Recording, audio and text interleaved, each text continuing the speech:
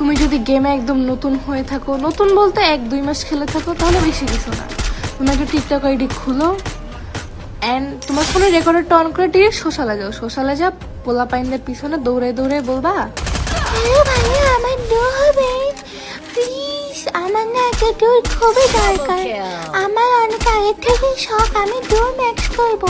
এটা বলে বলে ছেলেদের পিছনে দৌড়া, ব্যাস ভাইরাল।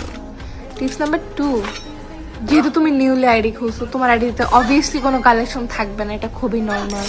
তো তোমার গিফট নিতে হবে ছেলেদের কাছ থেকে। তো এইভাবে না, ডিরেক্ট টিকটকে এসে একটা অ্যাকাউন্ট খুইলা, যেটা তোমার পছন্দ হবে, স্টোরের ভিতর বান্ডিল, ড্রেস, যেটাই পছন্দ হবে, ওটা স্ক্রিনশট নিয়ে ব্যাকগ্রাউন্ডে একটা স্যাড সং দিয়ে অথবা নিজের ভয়েস ওভার দিয়ে বলবা, কেউ এটা গিফট করবে প্লিজ, আমার না এটা অনেক পছন্দ হয়েছে, ইউআইডি ক্যাপশনে দেওয়া আছে।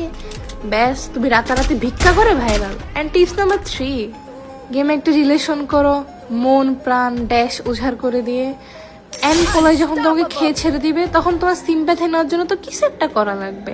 তো তুমি টিকটকে এসে সুন্দর মতো ভিডিও বানায় কান্নাকাটি শুরু করে দাও। আর এমনভাবে কান্নাকাটি করবা যাতে মানুষ মনে করে যে তোমার এক্স মরে গেছে, সেই শোকে তুমি কাঁদতেছো। কান্নাকাটি করে ইজিলি সিম্প্যাথি পাবা, কারণ পোলাগুলা মাইয়ার কান্নার একদম অরিজিনাল কান্না মনে করে, অ্যান্ড খুব ইজিলি সিম্প্যাথিও দিয়ে। সো কিছুতে ভাইরাল হইতে পারো না পারো, কান্নাকাটি করে তুমি